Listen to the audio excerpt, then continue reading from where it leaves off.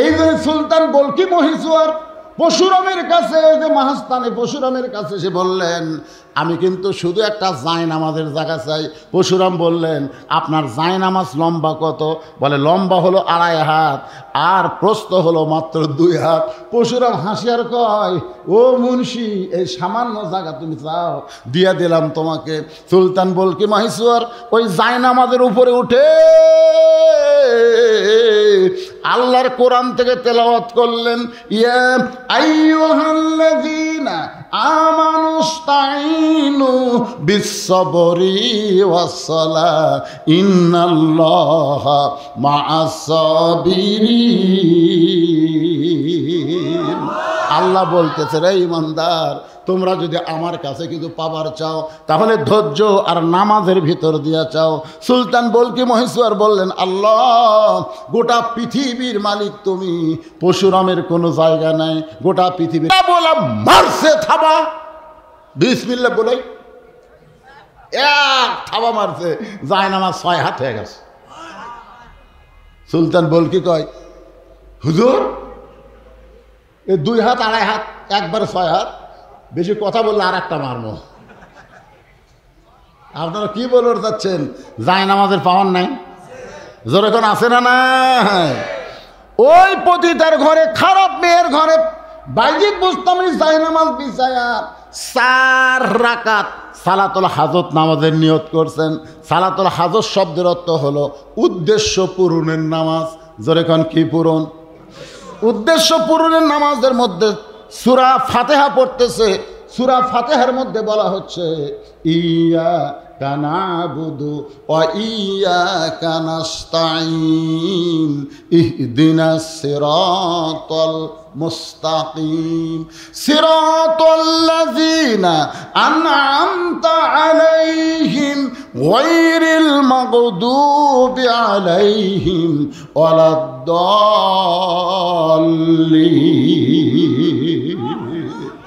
আল্লাহ এই নামাজের মধ্যেই দোয়া করতেছে বাইজিদ, আল্লাহ, আমি ইচ্ছা করলে বাইরের যুবকদেরকে বলতে পারতাম, রে যুবকেরা, খারাপ মেয়ের কাছে যাইও না, খারাপ মেয়ের কাছে যাইও না। একটা যুবককে বলতে আর একটা যুবক ঘরের মধ্যে ঢুকতো, কারণ যুবকেরা হলো 100 জোরে কোন কি, শত শত যুবক। একজনকে হেদায়েতের দাওয়াত দিতেই আর একজন খারাপ মেয়েটার কাছে ঢুকতো। এই জন্য বাহিরের কোনো যুবকদের কাছে আমি যাইনি আল্লাহ, আমি হেড অফিসের মধ্যে আইছি। কারণ একটা মেয়ে যদি ভালো হয় তাহলে শত শত যুবক ভালো হতে বাধ্য। জোরে কোন ঠিক কিনা? 14ই ফেব্রুয়ারি আপনারা কি মনে করতেছেন এ ওয়াজ খালি এখানে? এই যে মিডিয়ার মাধ্যমে গোটা পৃথিবী সয়লাভ হয়ে যাচ্ছে যে খোট্টা বলার মাদ্রাসায় এমন একটা স্লোগান মারছে ভাই, আর 14ই ফেব্রুয়ারি পালন করার কোনো উপায়? এই কুত্তার দলেরা, কুত্তা। একটা যুবককে যদি চরিত্র নষ্ট করতে চান, ইমানকে নষ্ট করতে চান, তাহলে একটা মেয়ের পাল্লায় ফেলে দেওয়া লাগবে। যেই পাল্লা আসতেছে এই মাসের 14 তারিখ। ধরে বলেন কয় তারিখ? এই ফেব্রুয়ারি মাসের 14 তারিখে ভ্যালেন্টাইন ডে।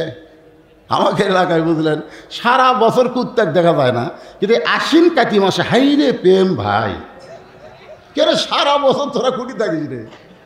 আশ্বিন কাতি মাসে ওরা জাগা বোঝে না। একেবারে আমি যে মসজিদে নামাজ পড়াই, ওই মসজিদের সামনে 2 কুত্তে লাগে গেছে। প্রত্যেকটা মুসল্লি খালি সে সে সে কুত্তা কি হলো, মানে যে প্রেমের পাল্লা পড়েছিল সে শেষ হলে। আমি এসে বললাম, কেরে কুত্তা, বাঁশের আড়া, খেলের পাড়া, এগুলো বাদ দেখে মসজিদের সামনে, এই তোর কাকেল নাই, তোর জানোয়ার হতে পারিস রে, যা খেলের পালার কাছে যা। 2 কুত্তা আমাকে দেখে আরো টানা দিয়ে আমার দিকে তাকে আস, মানে আমি যে একটা হুজুর ওরকে মনই হচ্ছে না। আমি ইয়ানজুরুবি নূরিল্লাহ, আমি চোখ বন্ধ করে 2 কুত্তার দিকে তাকালাম। 2 কুত্তা যেন আমাকে বলতে যে হুজুর খালি হামরাই যেটি সেটি। 14ই ফেব্রুয়ারি ভ্যালেন্টাইন ডে, কলেজ ভার্সিটি পার্কে লেখে দেখবেন ওরাও জোড়া জোড়া বসে থাকবে, খালি হামরা না হুজুর। আমি সেই দিন থেকে মাহফিলে বলি, ভ্যালেন্টাইন ডে ভালোবাসা দিবস যেটা হয় এটা ভালোবাসা দিবস না, এটা হলো কাতি মাসে কুত্তা দিবস। আমি যেই বলবো 14ই ফেব্রুয়ারি আপনারা বলবেন কাতি মাসে কুত্তা দিবস, বলতে পারবেন না ভাইজান? 14ই ফেব্রুয়ারি আপনারা কি মনে করতেছেন এ ওয়াজ খালি এখানেই? এই যে মিডিয়ার মাধ্যমে গোটা পৃথিবী সয়লাভ হয়ে যাচ্ছে যে খোট্টা বলার মাদ্রাসায় এমন একটা স্লোগান মারতে ভাই, আর 14ই ফেব্রুয়ারি পালন করার কোনো উপায়? এই কুত্তার দলেরা কুত্তা।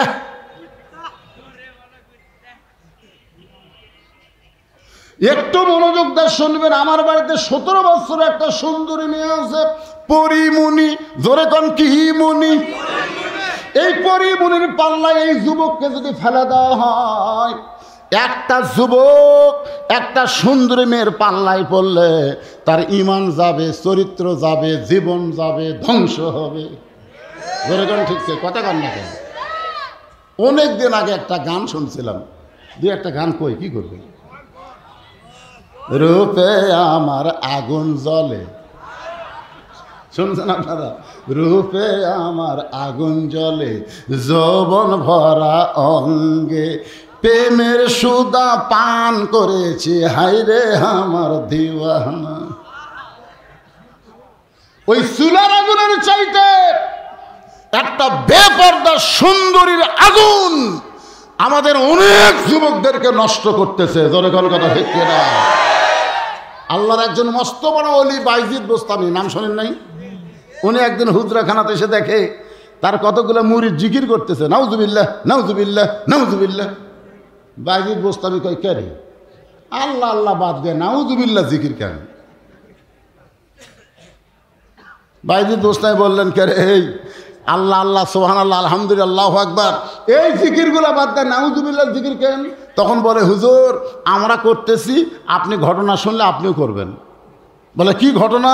বলে বাগদাদ শহরের পশ্চিম এলাকায় একটা সুন্দরী মেয়ে, 18 বছরের একটা সুন্দরী মেয়ে ঘর ভাড়া নিয়ে দেহ ব্যবসা করতেছে, আর ওই মেয়ের পাল্লায় শত শত যুবক তাদের চরিত্র নষ্ট করতেছে। এই জন্যে আমরা নাউজুবিল্লাহ জিকির করতেছি। বাইজিদ বোস্তামি বললে, তোমরা শুধু এই কয়জন না, টঙ্গীর ইজতেমায় যত হুজুর যাবি সবাই যদি নাউজুবিল্লাহর জিকির করে, বাংলাদেশের বেপর্দা নারী থেকে আমাদের যুবকদেরকে বাঁচানো যাবে না। যাবে? যাবে? 1 কোটি লোক যদি আল্লাহ আল্লাহ জিকির করে আর সাইড দিয়ে সব হাফ প্যান্ট পিঁধে ঘুরতেছে মেয়ে মানুষ, কি বাতি জ্বললে সেখানে অন্ধকার থাকবে না। আল্লাহর কোরআন হচ্ছে আলো। এই কোরআন যখন বাংলার জমিনে জ্বলবে, জালিমের কোনো জুলুমের কোনো অন্ধকার থাকবে না। জোরে কোন কথা ঠিক কিনা? ওজি সাহেব কি কয়ে গেল? ওজি সাহেব কি করলো? বিদায় হজের খুতবায় রাসূল বলেছেন, দুটা জিনিস আমার ধরো, দুটা, একটা কোরআন, একটা তার জীবন আদর্শ। এই দুইটা বাদ দেয়া যতই মুরব্বী মানে কাম করো, অন্যায় অপকর্মতে ভরা যাবে। আখিরি মোনাজাতে সুদারু ঘুষারু যায় 2 হাত তুলবে। জোরে কার কথা ঠিক কিনা? আখিরি মোনাজাত হবে না? তখন যারা সুদ খায় ঘুষ খায় ওরা 5 গাড়ি লে দেয়,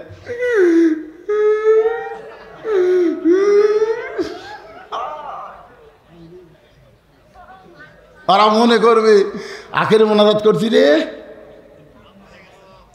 যদি ইস্তেমার ময়দানে ঘোষণা করে দেয় যে সুদের 1 টাকা খায়, নিজের মায়ের সঙ্গে 42 বার জিনা করা হয়, এরা নামাজ রোজা হজ যাকাত দোয়া দরুদ একটাও কবুল হবে না, এই কথা যদি ইস্তেমার মাঠে কোনো বয়ান দেয়, পরের বছর আর টুঙ্গির জাকাত দিবি না। জোরে কোন কথা ঠিক কি না?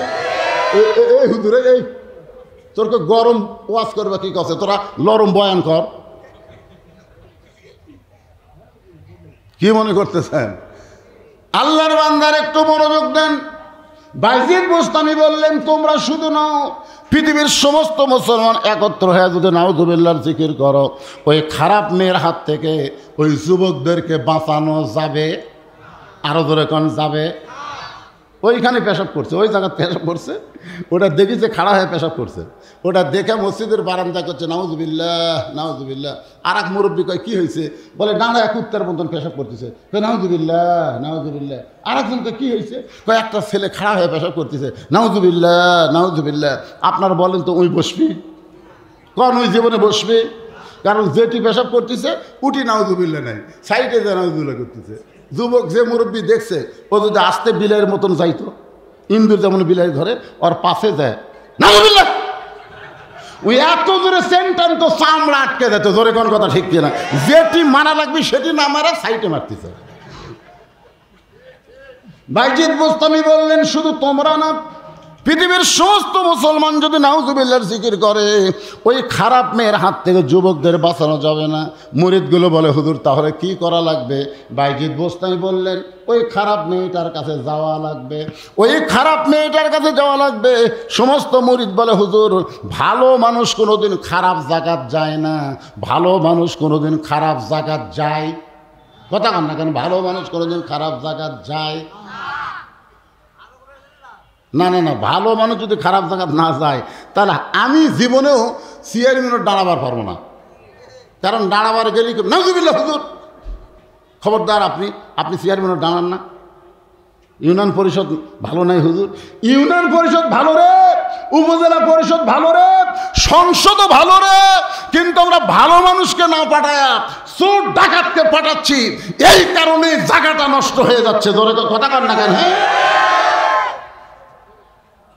আর যে লোকটা সুদ খায় আপনি হালাল সুদের সাথে মিল দেন, মিল দেওয়ার পরে ওরে বুঝেন যে সুদ খালে তোর কি পাপ হয়, আপনি ওরে না বুঝাই বলতেছেন ভাই নাই, তাহলে জীবনে ভালো হবে?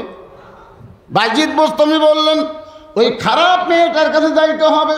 সমস্ত মুরিদ বলে হুজুর কে যাবে? বাইজিদ বোস্তামি বলতেছেন কেউ যদি না যায় তাহলে আমি যাব। যেই বলছে আমি যাব, সমস্ত মুরিদ জোড়হাত করে বলে হুজুর আপনি আল্লাহর ওলি হয়ে ওই খারাপ মেয়েটার কাছে যাবেন না। বাইজিদ বোস্তামি বললেন আমি একলা যাব না, আমি যাওয়ার সময় দুইটা পাওয়ার নিয়ে যাব। আমি একলা যাব না, আমি যাওয়ার সময় দুইটা পাওয়ার নিয়ে যাব। একটা পাওয়ারের নাম হলো আল্লাহর কোরআন, আর একটা পাওয়ার হলো জায়নামাজ। সুবহানাল্লাহ বলেন। একটা পাওয়ারের নাম কি? আল্লাহর কোরআন, আর একটা পাওয়ারের নাম হলো জায়নামাজ। এই দুইটা পাওয়ার নিয়ে আমি খারাপ মেয়েটার কাছে যাব। পরদিন সকালবেলায় বাইজিদ বোস্তামি ডান কান্দে জায়নামাজ, আমার দিকে খেয়াল করেন, এই ডান কান্দে জায়নামাজ আর ডান বুকে আল্লাহর কোরআন সাইফা ধরছে। আপনি বলেন তো ভাই, কাবা ঘর সাফা ধরা আর আল্লাহর কোরআন সাফা ধরা কোনটাতে আল্লাহ খুশি হয়? এ ধরেন কোনটাই? কাবা ঘরের কোনো পাওয়ার নাই। যখন নবী হিজরত করে মদিনাত গেছিল, কাবা ঘরের দরজা খুলে দেখে 360টা মূর্তি। তার মানে বোঝা গেল কাবা ঘরের কোনো পাওয়ার নাই। কাবা ঘর আল্লাহ হেফাজত করে না, আল্লাহওয়ালারা কাবা ঘর হেফাজত করে। আর কোরআন আমার আল্লাহ স্বয়ং হেফাজত করে, এখানে কেউ কিছু ঢুকাবার পারবে না। ইন্না নাহনু নাযালনা যিকরা ওয়া ইন্না লাহু লাহাফিজুন। কাবা ঘরের চাইতে আল্লাহর কোরআন বুকে ধরলে আল্লাহ 1 কোটি গুণ বেশি খুশি হয়। অনেক হাদিস সব দেখছি কাবা ঘরে চাপিয়া ধরে। আমাকে একজন কয় হুজুর আপনি চুমা খাবেন না। আমি যে লোকের ভিড় ভাই, এই চুমা খাবার গেলে তো ঠেলা হয়। হুজুর আপনি কি খালি এইরকম না, কিছু হয় এইরকম এইরকম কুনা মারবেন আর সামনে যাবেন। আমি বললাম কেরে পাগলা, এই যে কুনা মারা সামনে যাওয়া, কেউ যদি কারো অন্তরে কষ্ট লাগে, ও যদি তোরে মাফ না করে, কাবা ঘর চুমা খেয়ে কোনো কাম হবে? এদের কোনো কাম হবে? আমি অনেক বাংলাদেশিকে দেখছি ভাই, 2-1টা বুড়া মানুষ ঠেলা দিয়ে ওই দৌড়াতে হাজরে আসওয়াদ চুমা খায়। হাজরে আসওয়াদ চুমা খাইলে তোমার যা সওয়াব হবে, একটা লোককে ঠেলা দিয়ে তুমি যে সামনে গেলে ওই লোকটা অন্তরে কষ্ট পাইলে তোমার পাপ হবে না? আপনি কি করেন? কাবা ঘরে যে হাজরা আসওয়াদকে চাপে ধরে চুমা খাওয়া লাগবে? আল্লাহ রাসূল বলেছে তুমি যদি হাজরা আসওয়াদের কাছে না যাইতে পারো তাহলে তুমি কি করবে? দূর থেকে এরকম আঙ্গুল দিয়ে চুমা খাবো, সমান সওয়াব। যেরকম সমান সওয়াব। এ কথা কন না কেন? হজ করবো জাননি আপনি? আপনি হজ করে জাননি? আপনি কি পাথর চুমা খাওয়া পারছেন? কোন বছর গেছিলেন? সকালে গেছিলাম তো আমরা, অফিস সময় যাও আর কয়েকদিন চেষ্টা করি পাই। হায় হায় রে, শোনেন, এই যে কোরআনের কথা বলতেছি, এ কোরআন আপনারা সবাই ধরবেন, সবাই ধরবেন। রাজি আছেন? কারা কারা এই কোরআন দুই হাত দিয়ে ধরবেন? আল্লাহকে একটু হাত দেখান তো দেখি। লিল্লাহে তাকবীর। হাত নামান। এই কোরআন ধরবার গেলে কিন্তু একটা শর্ত আছে। শর্ত কি? লা ইয়ামাসসুহু ইল্লাল মুতাহহারুন।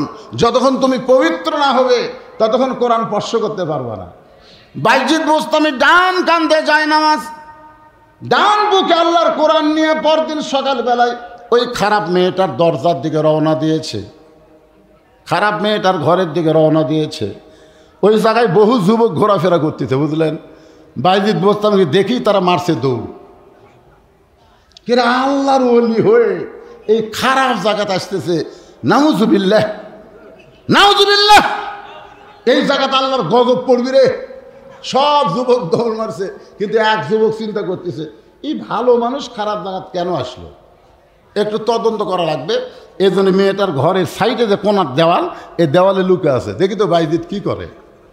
আল্লাহর ওলি বাইজিদ বোস্তামি ওই খারাপ মেয়েটার ঘরের দরজায় গিয়ে সালাম দিলেন, আসসালামু আলাইকুম ইয়া আহলাল বাইত। সুবহানাল্লাহ।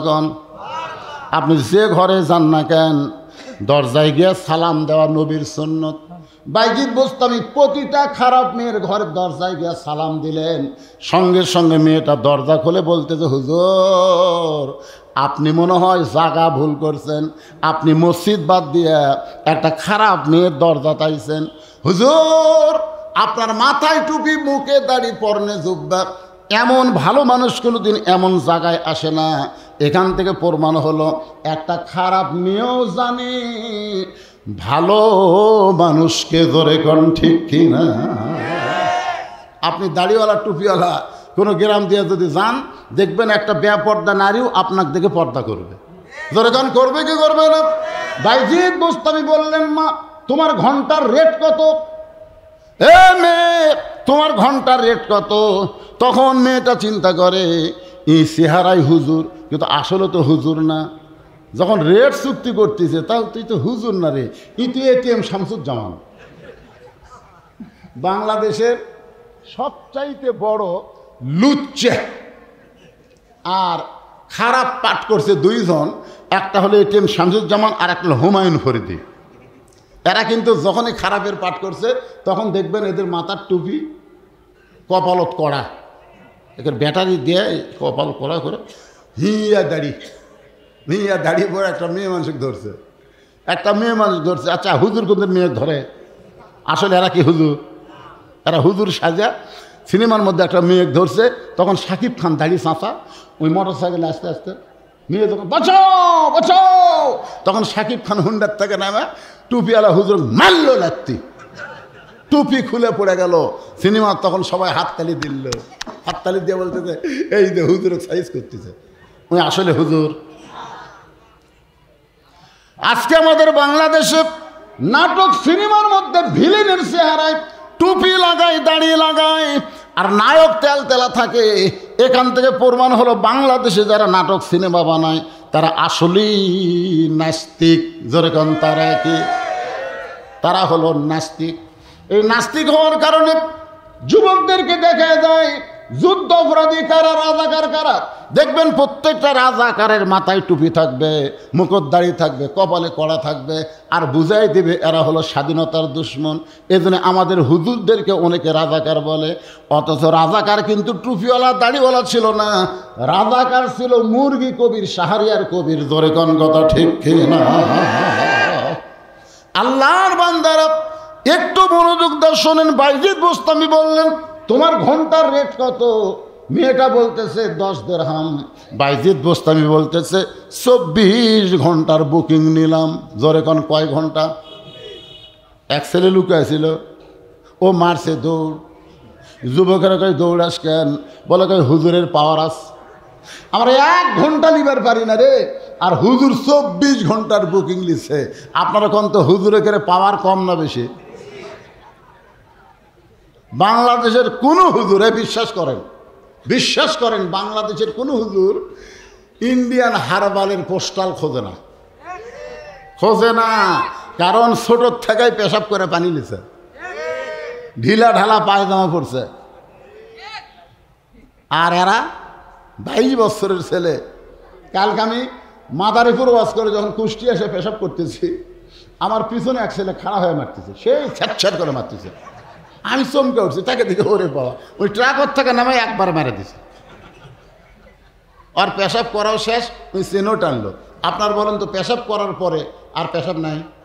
ধরে কেন আসে না? নাই। ও যে চেন টানলো, টপ টপ টপ টপ করে পেশাব দিয়ে, আর ওই জায়গা ভিজে গেল। ওই ভিজা জায়গার মধ্যে জীবাণু তৈরি হলো। ওই জীবাণু কিন্তু খুবই ছোট ছোট, বুঝলেন? ওই জীবাণু আস্তে আস্তে পেশাবের ছিদ্র দিয়ে ভিতরে যায়, যায় গোড়ার রগগুলো কাটা দিয়ে কিছুদিন পরে আর ওই যন্ত্র ব্যালিয়া মাছের মতন হয়, আগা মোটা গোড়া চিকন, তখন ইন্ডিয়ান হারবাল খোঁজে। এই যুবকেরা, কবরে সবচাইতে ওই ব্যক্তির আযাব বেশি হবে যে পেশাব থেকে পবিত্র হয় না। জোরে কোনো কথা ঠিক কিনা? একটা যুবক, তোমরা একটা যুবক জান্নাতে যাওয়া পারবে না, খাড়া হয়ে পেশাব মারে। একটা কুত্তাও তাও পাছা বেঁকা করে করে, আর একটা খাড়া হয়ে মারে। আপনার বলেন তো হুজুরের পাওয়ার কম না বেশি? বাইজিদ বোস্তামি 24 ঘন্টার বুকিং নিয়ে ওই মেয়েটার ঘরের মধ্যে ঢুকেছে। ঘরে ঢোকার সঙ্গে সঙ্গে মেয়েটার ঘরে বাইজিদ বোস্তামি জায়নামাজ বিছাইছে।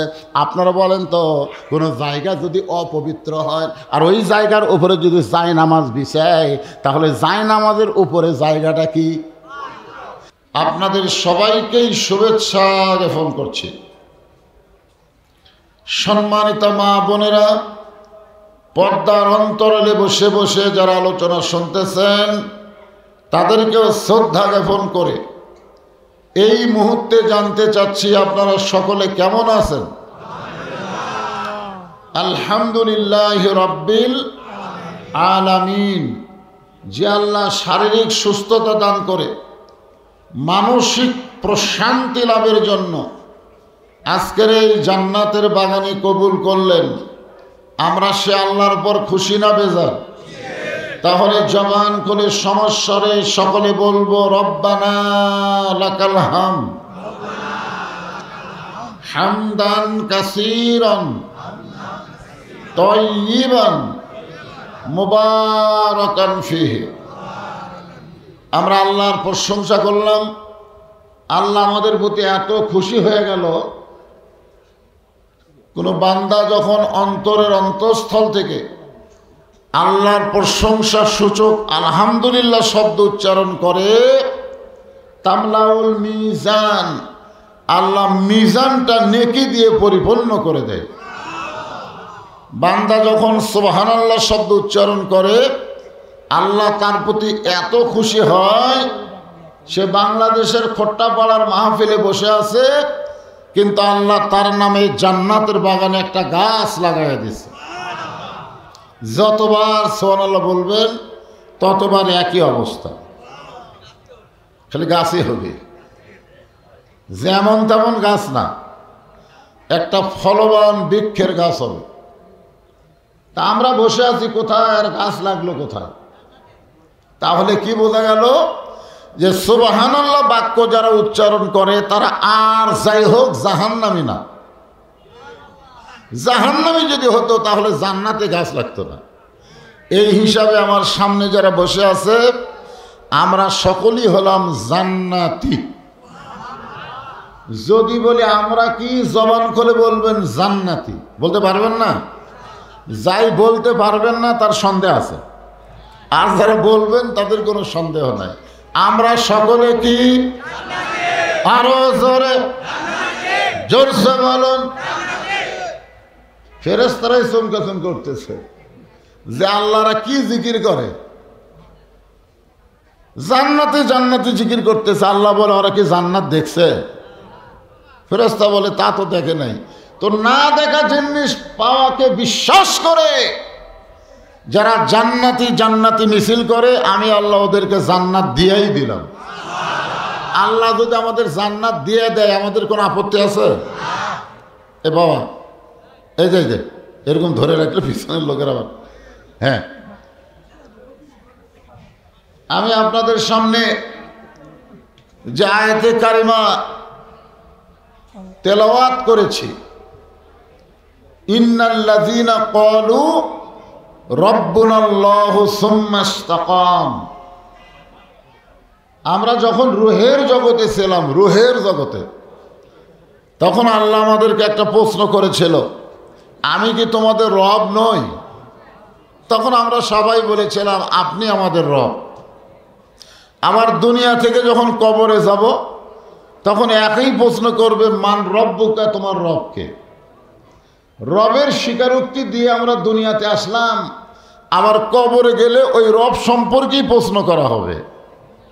আমার এই আয়াতের মধ্যে বলা হচ্ছে, নিশ্চয় যারা আল্লাহকে রব হিসাবে স্বীকার করে এর প্রতি যারা ইস্তেকাম থাকবে, অটল থাকবে, আল্লাহ বলেছেন তার কোনো ভয় নাই, তার কোনো চিন্তা নাই।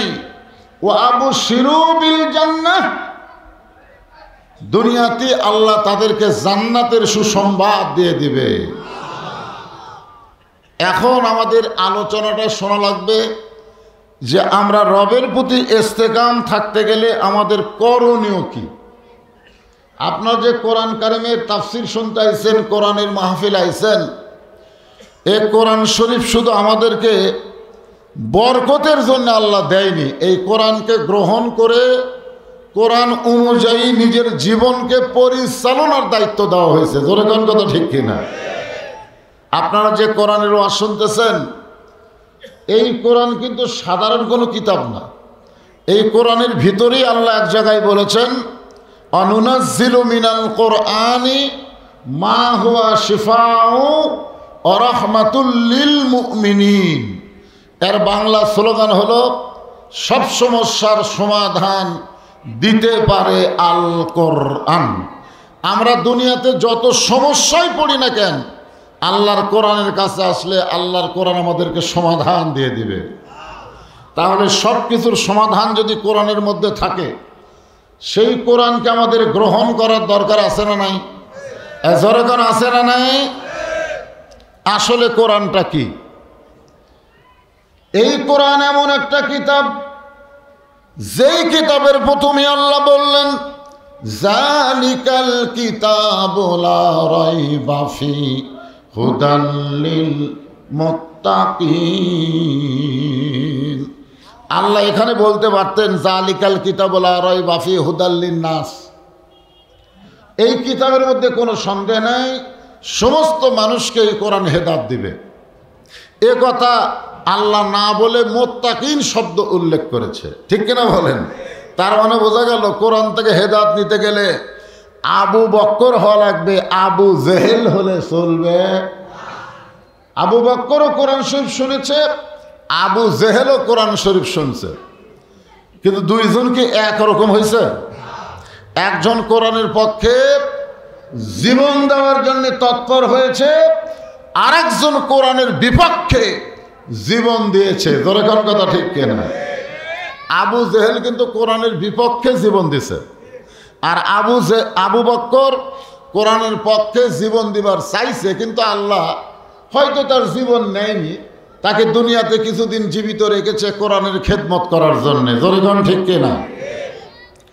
আজও বাংলাদেশে এই কোরআনের পক্ষে এক দল জীবন দিবার চায়, আর এক দল কোরআনের বিরুদ্ধচারণ করে। জোরে কোন কথা ঠিক কিনা? এখন হয়তো আবু বক্কর, আবু জেহেল এই দুই নাম নাই, কিন্তু কাজে কর্মে বোঝা যায় কারা আবু বক্করের দল আর কারা আবু জেহেলের দল। এটা বোঝা যায় কি যায় না? হ্যাঁ, যায়। এই যে আয়াতে কারিমা আমি তেলাওয়াত করেছি, এই আয়াতটা নাজিল করেছে আল্লাহ হযরত বেলাল রাদিয়াল্লাহু যখন ঈমান গ্রহণ করছিলেন তখন। কে ঈমান গ্রহণ করছে? হযরত বেলাল।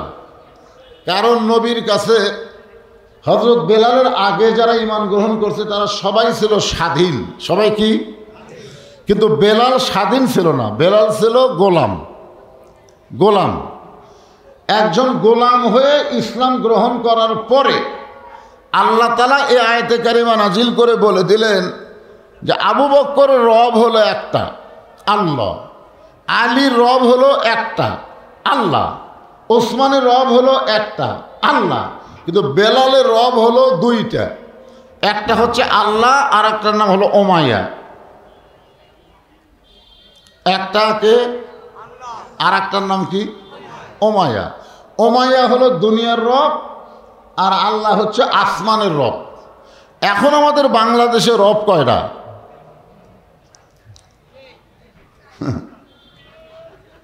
আমরা কিন্তু মসজিদের মধ্যে ঢুকবার গেলেও যদি সেটা কেন্দ্রীয় মসজিদ হয় আর আমার পায়ে যদি 2000 টাকার জুতা থাকে, আমি কিন্তু রবের ভয়ে জুতা বাহিরে রাখতে পারি না, চোরের ভয়ে জুতা নিয়ে মসজিদের মধ্যে ঢুকি। ধরে খান কথা ঠিক কিনা? খুব খেয়াল করবেন। আমরা কিন্তু বক্তারা ওয়াজ করতে গিয়ে আল্লাহর খেয়ালে ওয়াজ করতে পারি না, আর একজনের খেয়ালে আমাদের কথা বলা লাগে। ধরে খান ঠিক কিনা?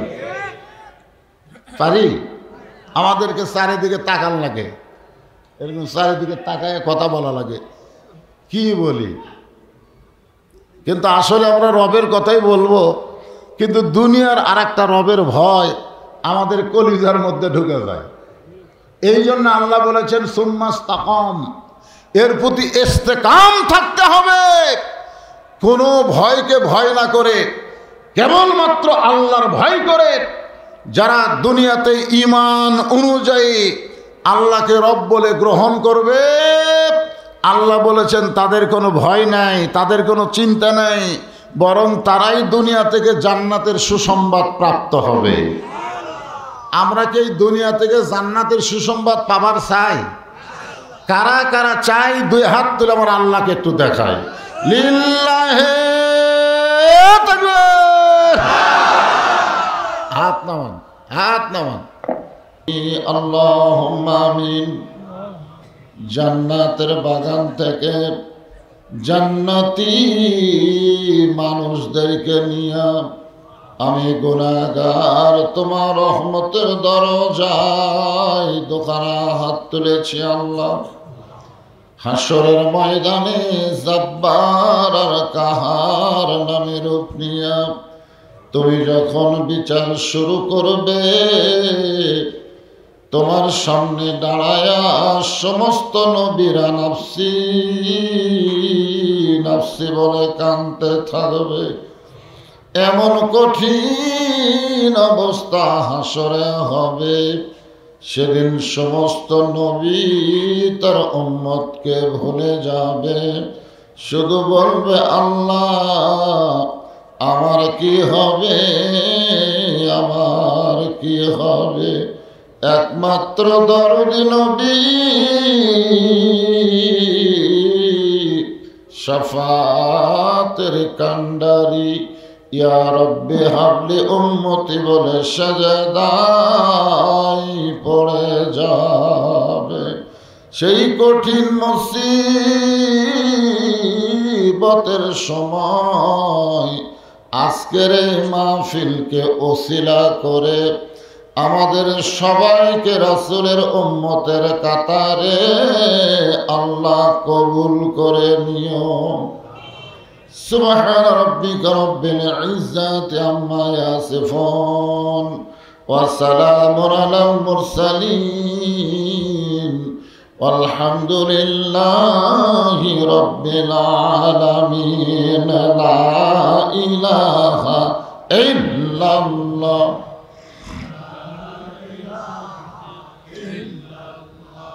লা ইলাহা ইল্লাল্লাহ লা ইলাহা ইল্লাল্লাহ লা ইলাহা ইল্লাল্লাহ লা ইলাহা।